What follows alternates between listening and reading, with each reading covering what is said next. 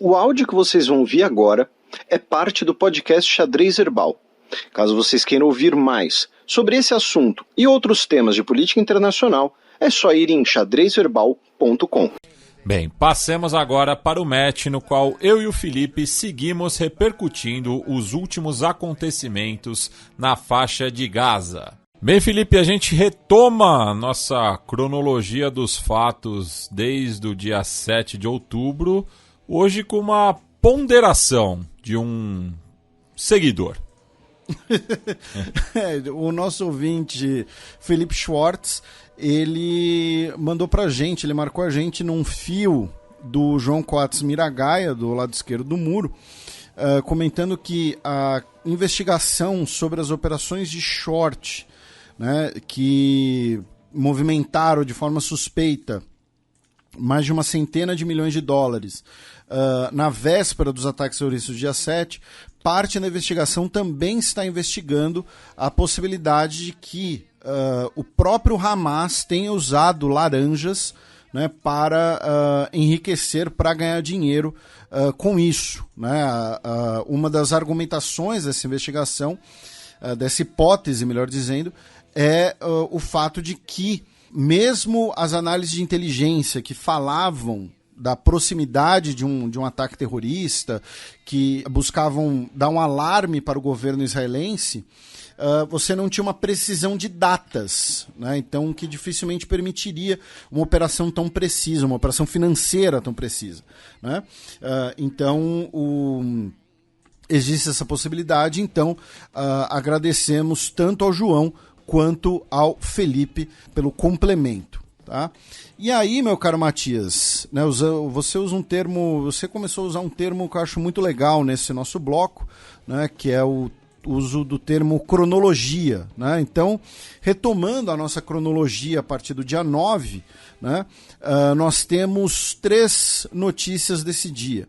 Tá? A primeira delas é que o Felipe Lazzarini, que é o comissário-geral da Agência da ONU para Refugiados Palestinos, ele escreveu uma carta, né, ao secretário-geral da ONU, inclusive, e ao presidente do Conselho de Segurança da ONU, implorando, tá, esse é o termo que a carta usa, tá, implorando por uma ação imediata que leve a um cessar-fogo e que leve ao fim do dizimar de Gaza e dos seus habitantes. Ele fala, inclusive, que nos 35 anos dele de trabalho com emergências internacionais, ele nunca esperou que um dia escreveria uma carta como essa, prevendo a possibilidade da morte do próprio staff dele. Tá? Porque na carta, inclusive, ele fala da morte de diversos funcionários da agência da ONU que ele coordena e de bombardeios israelenses contra instalações dessa agência da ONU. Tá? A outra notícia vem do vice-diretor do Programa Alimentar Mundial da ONU, Carl Schall, que afirmou que metade da população de Gaza está começando a sofrer com problemas de desnutrição crônica. Em outras palavras, ele mesmo fala isso, estão morrendo de fome. Tá? E é importante lembrar que são agências multilaterais humanitárias da ONU. Tá? Embora muita gente trabalhe, né, inclusive, né, para dinamitar a reputação da ONU, e não que a ONU e suas agências não vão ter problemas, inclusive problemas estruturais, né?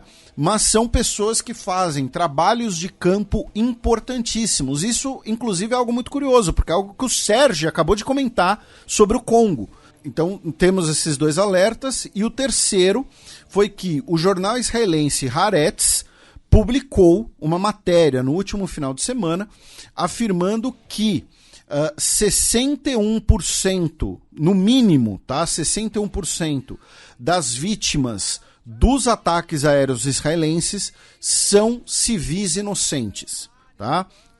Vou repetir a fonte, jornal israelense Haaretz, que significa a terra, né? Ou nossa terra, que é um dos jornais israelenses mais antigos, inclusive. E ainda nesse aspecto, um levantamento feito pela Federação Internacional de Jornalistas mostrou que até o dia 9 de dezembro foram 94 mortes envolvendo profissionais da imprensa em 2023, sendo que 72% dessas mortes foi na cobertura do conflito na faixa de Gaza, né? E 71% no Oriente Médio e no mundo árabe como um todo. Foram mais 7 nas Américas, outros 7 na Ásia e no Pacífico, 4 no continente europeu e 5 em África. Aí, meu caro Matias, vamos para o dia 10, tá? Com basicamente 3 notícias. A primeira delas é que o governo Biden usou seus poderes executivos, tá, para transferir 106 milhões de dólares em munição de carro de combate para Israel. Isso dá mais ou menos 14 mil projetos, tá? Não precisa então passar pelo Congresso, que é mais ou menos o que a gente comentou sobre a Ucrânia. O que vai acontecer? Vão pegar 14 mil projéteis dos arsenais das Forças Armadas dos Estados Unidos, mandar para Israel e, posteriormente, esses projéteis serão substituídos a partir do orçamento das próprias Forças Armadas dos Estados Unidos. Por isso que é uma decisão executiva que não depende do Congresso, ou seja, uma grana que já estava prevista, tá? Aí temos, nesse dia, relações Israel e Rússia. Tá? Por quê? Nesse dia, o Lavrov, participando do Fórum de Doha, né, organizado pelo Catar, ele disse por vídeo, tá? Ele estava participando à distância, que Israel está realizando uma política de punição coletiva, tá, contra os palestinos e que depois de décadas de bloqueio de Gaza e décadas de promessas aos palestinos, eles, no caso os palestinos, né, já deveriam ter o seu próprio Estado vivendo lado a lado com Israel em boa vizinhança. Tá? E essas declarações são parte, né, dessa relação Israel-Rússia, que estão estremecidas, né? Até meses atrás, a gente colocaria o Putin e o Netanyahu como duas lideranças muito próximas. E aí, pouco depois dessas declarações do Lavrov, o Netanyahu e o Putin conversaram por telefone. No domingo. Isso, quando o Netanyahu, segundo inclusive o comunicado do próprio governo israelense, enfatizou, né, o seu descontentamento com a postura russa nos fóruns globais, incluindo a ONU. Por quê? O que ele chamou de posições anti-Israel. Isso daqui não estava aqui, mas ótimo complemento. E assim, por quê? Porque a Rússia votou a favor do cessar-fogo, a Rússia votou pela retomada de negociações. O Netanyahu ainda citou, né, uma desaprovação robusta por conta da perigosa cooperação da Rússia com o Irã. E nesse caso ele não está exatamente errado, né? E assim, é importante mencionar que não é uma discordância da posição russa, mas a posição russa pode uma hora se voltar contra ela. Por quê? Porque vamos lembrar, a Rússia quase terraplanou a Chechênia por conta, em parte, como represália por um atentado terrorista. Realizou uma intervenção no Daguestão também com uma justificativa semelhante. E foi na Rússia um dos atentados terroristas mais violentos do século XXI, que foi o atentado contra a escola de Beslan, né, que deixou centenas de mortos. Então, assim, caso aconteça um atentado terrorista na Rússia, não sei. E aí, os responsáveis são rebeldes militantes islâmicos do Daguestão. E o Putin decide terraplanar o Daguestão. Aí Israel vai falar, viu, olha só, agora a gente vai votar contra a Rússia. Enfim, alguma coisa do tipo. E assim, claro, o errado, no caso, é terraplanar o Daguestão. Só estou dizendo que isso poderia se tornar uma, né, um precedente que se volte contra a própria Rússia. E a terceira notícia desse dia foi que O porta-voz do Hamas no Catar deu uma declaração em vídeo, tá? Que foi televisionada, inclusive no próprio Catar, dizendo que nenhum refém sairá vivo sem negociação, tá? Nem o inimigo fascista, sua liderança arrogante e seus apoiadores poderão recuperar seus prisioneiros vivos sem troca e negociação e sem cumprir as exigências da resistência. Não temos outra opção senão lutar contra esse ocupante bárbaro em cada bairro, rua e beco. O holocausto causado pelo inimigo pretende quebrar a força de nossa resistência, mas estamos travando uma batalha sagrada em nossa terra. O principal, né, tirando obviamente a parte da propaganda, da autoexaltação, o principal é, eles não terão a libertação dos reféns sem uma negociação. E o governo Netanyahu alega que estamos travando o combate em terra em Gaza para libertar os reféns. Só que todos os reféns que foram libertados até o momento foram libertados via negociação, né? Tem isso. Isso é importante mencionar. E o Hamas já disse que agora os reféns que estão em posse do grupo, né, sob o cativeiro do grupo, são homens em idade militar. Então seriam reféns que não seriam cedidos sem uma negociação, sem um preço, digamos assim, adequado. Aí, meu caro Matias, vamos para o dia 11, tá? Também conhecido como segunda-feira, com duas notícias. Primeira é que um ataque de artilharia israelense a uma vila no Líbano, tá? No caso, a vila de Taibé, que fica no distrito de Marjewium, matou o prefeito da vila, tá? Segundo, inclusive, o próprio governo libanês. No caso, o nome dele era Hussein Mansour e ele estava dentro da sua própria casa, tá?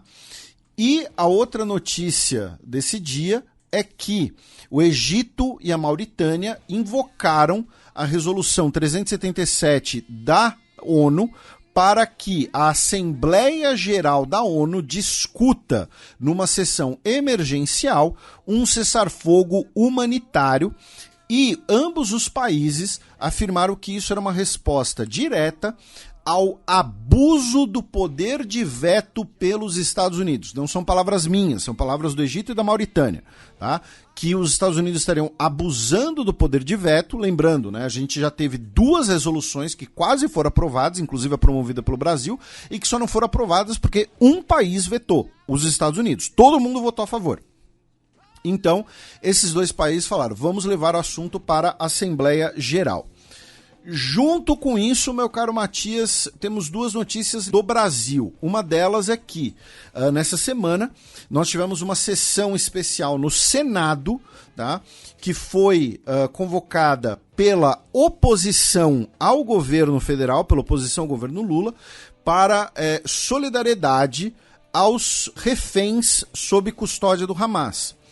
E, por conta dessa sessão solene, os familiares do Michel Nizenbaum, que é o único brasileiro israelense, né, que está sob custódia do Hamas, no caso, a irmã e a filha dele, a Mary Shohat e a Ren Maluf Nizenbaum, se encontraram com o presidente Lula. Tá? O presidente Lula as convidou para uma conversa. Enfim, o presidente Lula disse que o Brasil está fazendo todos os esforços para a eventual libertação desse brasileiro. Porém, vamos conectar isso com o que a gente comentou anteriormente. Se trata de um homem com nacionalidade israelense e em possível idade militar. Tá? Quando a gente fala aqui idade militar, não estamos falando apenas de 18 anos. Né? Quando se fala em idade militar, muitas vezes se fala tipo 18 a 65, 18 a 70, às vezes 16 a 70, às vezes. Enfim, também nessa ocasião, o líder do governo no Senado, o Jacques Wagner, né, do PT da Bahia, disse que não podemos confundir os palestinos com o Hamas. Ele, inclusive, é judeu. Ele estava do lado do presidente da Confederação Israelita do Brasil quando fez essa declaração, Cláudio Lotenberg. E é uma tecla que a gente bate aqui desde o início, né? Que inclusive é uma argumentação falaciosa de diversos integrantes do governo israelense, quando fala, não, em Gaza todo mundo apoia o Hamas, em Gaza não existem inocentes e por aí vai. E a terceira notícia é que, 48 brasileiros e familiares chegaram ao Brasil na segunda-feira, dia 11, em mais um voo de repatriação de pessoas que estavam em Gaza, tá? Sendo que dessas, 11 são nacionais brasileiros palestinos e os restantes são cidadãos palestinos familiares de brasileiros. Depois, meu caro Matias, vamos para o dia 12, tá? Com 4 notícias. Na verdade, o dia 12 é o dia mais cheio aqui, né? Mas vamos lá. Primeiro, foi o dia mais letal para as tropas israelenses no chão desde o início da invasão terrestre. Tá? 10 soldados israelenses foram mortos no dia 12, incluindo um coronel, tá, que foi morto no bairro de Shujaivia, em Gaza. Desde o início da operação terrestre, são pelo menos 115 militares israelenses mortos, né? No total, nós temos 1.394 israelenses mortos e 18.787 palestinos mortos na faixa de Gaza, mais de 50 mil feridos e também 282 palestinos mortos na Cisjordânia. Outra notícia desse dia é que o Wall Street Journal publicou uma matéria, ouvindo fontes das Forças Armadas israelenses, que as tropas israelenses começaram a bombear água do mar para inundar os túneis do Hamas. Tá? Isso é uma estratégia considerada problemática por vários motivos. Assim, primeiro, o Egito já usou essa estratégia contra o Hamas e grupos ligados ao Daesh na península do Sinai, né? E isso tem 2 repercussões imediatas. A primeira delas é, se for um túnel onde estiverem reféns, eles vão morrer também, tá? Porque você inunda os túneis até a boca. Segundo, você tem um risco, tá, de contaminação do solo, já que se trata de água do mar. Então você tem um risco de contaminação das próprias fontes subterrâneas de água potável com água salgada. Por outro lado, a própria faixa de Gaza, o lençol freático embaixo dela, já estaria contaminado há anos. Tá? Existe esse relatório da ONU, inclusive. Tá? Mas, de qualquer maneira, é uma questão problemática, tá? Você usar água salgada para fazer isso. Mas o principal e aí é uma questão muito complicada dentro de Israel que a gente vai comentar mais para frente, para o governo israelense, né? Muitas pessoas estão começando a falar em Israel que o governo Netanyahu teria abandonado os reféns, né? Teria desistido da ideia de libertação dos reféns, que não quer mais negociar, não vai mais negociar, e ao inundar os túneis, você corre o risco de matar os reféns também. No dia 12, como parte das cerimônias de Hanukkah na Casa Branca, o Joe Biden disse que os ataques indiscriminados de Israel a Gaza dificultam apoio a Israel. Isso é o mais próximo que a gente vê até agora, né, de uma censura do governo Joe Biden aos ataques aéreos israelenses, que a gente vai complementar mais para frente. E falando também de opinião pública num tema correlato, saiu uma pesquisa recente da The Economist, no qual 1 em cada 5 jovens estadunidenses acredita que o Holocausto é um mito. Pois é. Você abre uma porta muito perigosa, e lembrando que, né, negacionismo do Holocausto é uma coisa absurda e simplesmente uma falsidade histórica. E aí, como resposta a essas declarações de Joe Biden, no dia 12, o ministro das Comunicações de Israel, o Shlomo Karhi, ele tuitou que respeitamos e valorizamos o presidente dos Estados Unidos, Joe Biden, que se esforçou durante o período mais difícil do Estado de Israel. Primeiro, o período mais difícil do Estado de Israel foi a Guerra do Yom Kippur, tá? Desculpa ter que ensinar a história de Israel para um ministro israelense. Esta é a verdadeira amizade. Mas vivemos aqui e este é o nosso país, o patrimônio histórico de nossos ancestrais. Não haverá nenhum Estado palestino aqui. Nunca permitiremos que outro Estado seja estabelecido entre o Jordão e o mar. Ou seja, aquele slogan, né, de a Palestina será livre do Jordão ao mar, do rio ao mar, né? Esse slogan foi condenado como antissemita em várias ocasiões na Europa e nos Estados Unidos. Porém, o mesmo slogan, só que numa perspectiva contrária, está presente no Estatuto do Likud, né? Que o Israel será um estado do rio ao mar. Nunca voltaremos para Oslo, né? Ou seja, as negociações no início da década de 1990 que estabeleciam 2 estados. Completaram 30 anos recentemente. Exatamente. Então tivemos esse tweet do ministro de Comunicações, que é integrante do Likud. Aí, meu caro Matias, nesse dia, mas mais ao sul, nós tivemos os Houthis novamente lançando mísseis contra navios de carga, né, na região do Golfo de Aden, né, entrando ali no Mar Vermelho, e uma fragata francesa, tá, a fragata Languedoc, inclusive abateu drones e mísseis no Mar Vermelho. Também no dia 12, a fornecedora de material esportivo Puma anunciou que não vai renovar o contrato com a seleção israelense de futebol, tá? Que o contrato vence no ano que vem. E, segundo a Puma, essa decisão foi tomada no final de 2022 e não teria relação com os eventos atuais, tá? Porém, assim, é um pouco estranho, né, você tomar uma decisão no final de 2022 que vai vigorar em 2024 e anunciar bem agora, né? Ou você anuncia na época quando o contrato vai vencer ou quando você tomou essa decisão. Ficou meio estranho. E essa que é a terceira passagem da fornecedora alemã pela camisa da seleção israelense, né?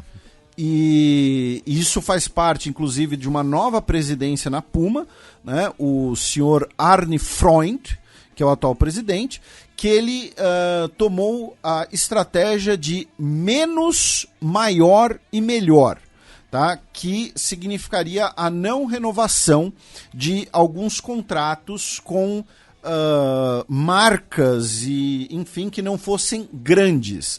Então, por exemplo, também não vão renovar o contrato com a Sérvia, tá? No caso do futebol, né? Lembrando que Israel está ainda na disputa por uma das vagas da próxima Eurocopa, né? Vai jogar um playoff contra a Islândia para decidir uma das vagas contra o vencedor de Bósnia e Herzegovina e Ucrânia. Podemos então ter um jogo entre Israel e Ucrânia, muito provavelmente no estádio neutro, né? Em nenhum dos dois países. E lembrando que um dos motivos de Israel disputar as eliminatórias europeias é justamente porque, por questões de segurança, Israel ficava transitando, né, de uma federação para outra. Nós temos um Fronteiras Invisíveis do Futebol sobre Israel, em que a gente fala sobre isso. E Israel é o único país que já disputou jogos de eliminatórias da Copa do Mundo em todas as confederações, né? Porque até em todos os continentes, todos na verdade. Os continentes, porque tinha repescagens, né? Isso, mas por essas questões de segurança. Então, a Ásia jogou para a África e devolveram, aí jogaram para a Europa, enfim. Disputou já na Oceania e na América do Sul em repescagens lá atrás. Exatamente. E não vai para a Copa desde 1970. A única participação. Também no dia 12 tivemos o incidente na Polônia que o Matias já comentou, né, de um parlamentar da extrema-direita polonesa usando um extintor para apagar as velas de Hanukkah, num evento antissemita. E aí, no dia 12, nós tivemos o voto na Assembleia Geral da ONU, que foi aprovado um cessar-fogo imediato, tá?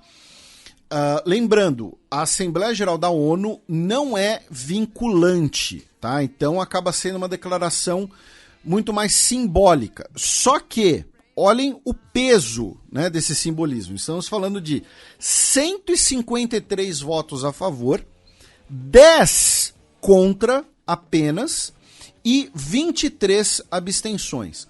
O nosso querido Jeff Nascimento fez um baita trabalho comparando com o voto que teve no dia 27 de outubro.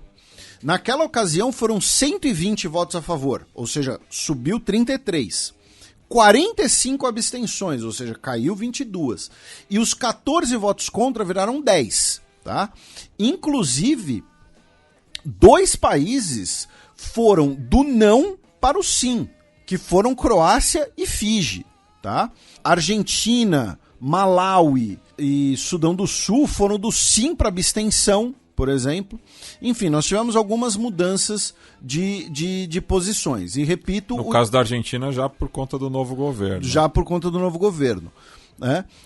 Então, nós tivemos aqui uma série, né, de mudanças e, repito, o Jeff levantou isso. Quem votou contra?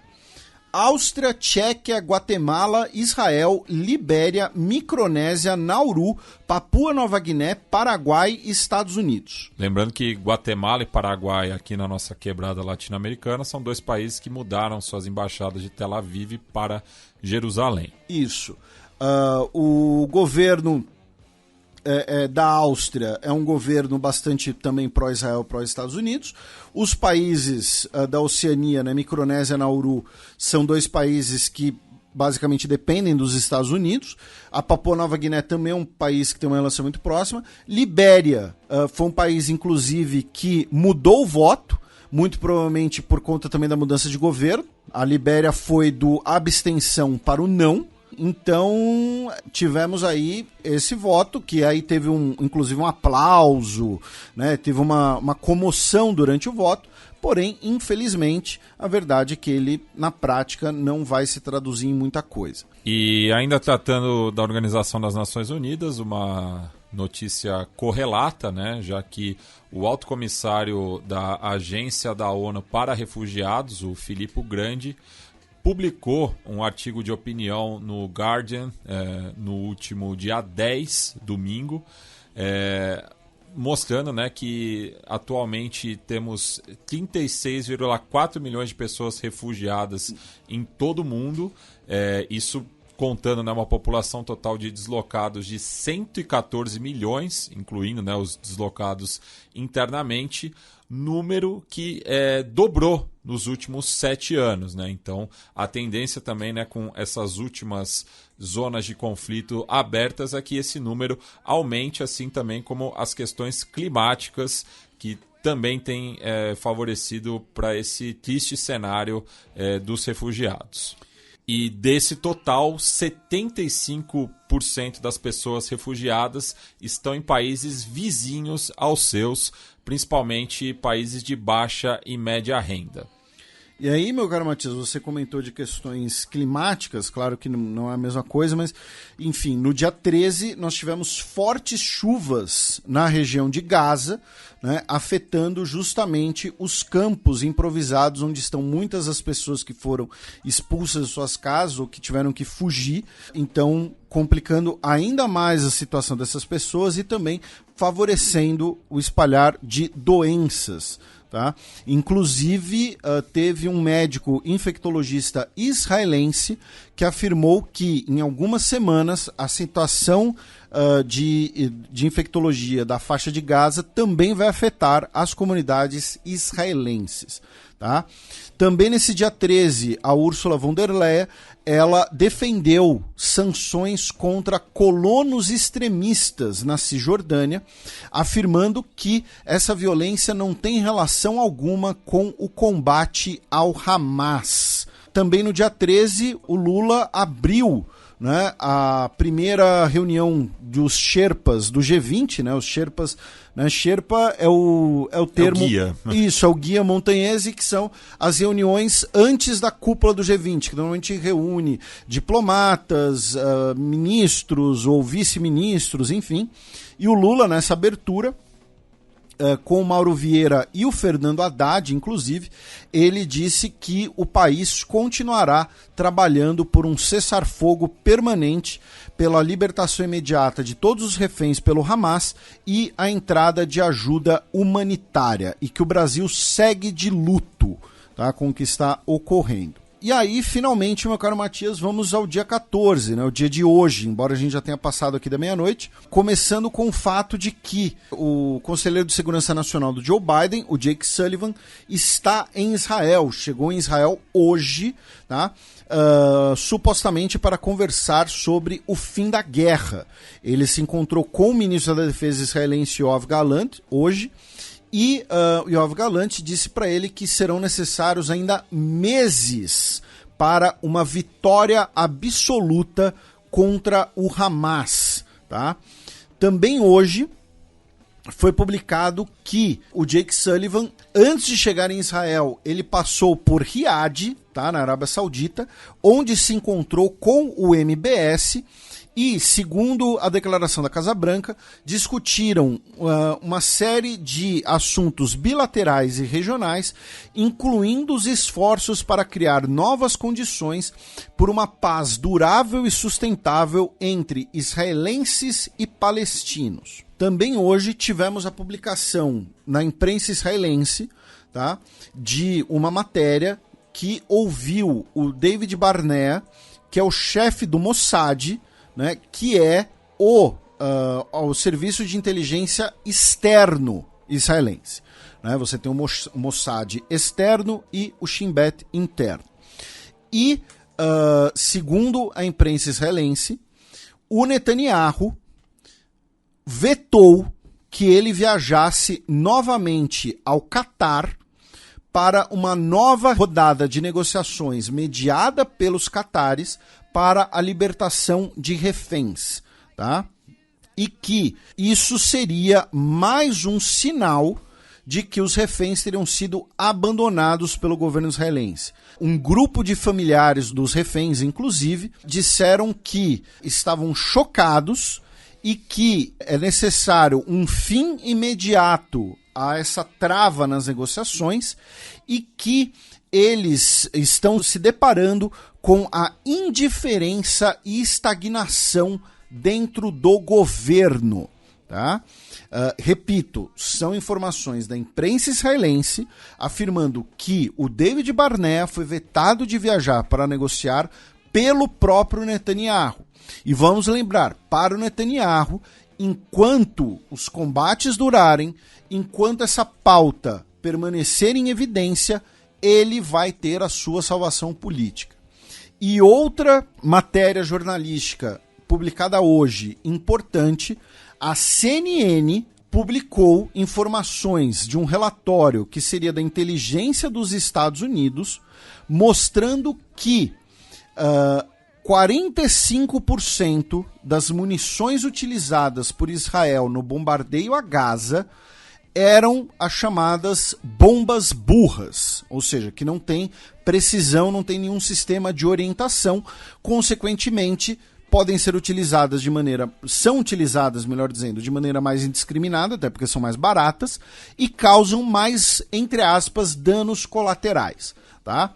Das 29 mil bombas lançadas por ataques aéreos israelenses, 45% seriam do tipo bombas burras. Lembrando que a gente mencionou semana passada um balanço feito pela Financial Times mostrando que a faixa de Gaza, hoje, ela já é mais bombardeada do que a maior parte das cidades alemãs foram durante a Segunda Guerra Mundial.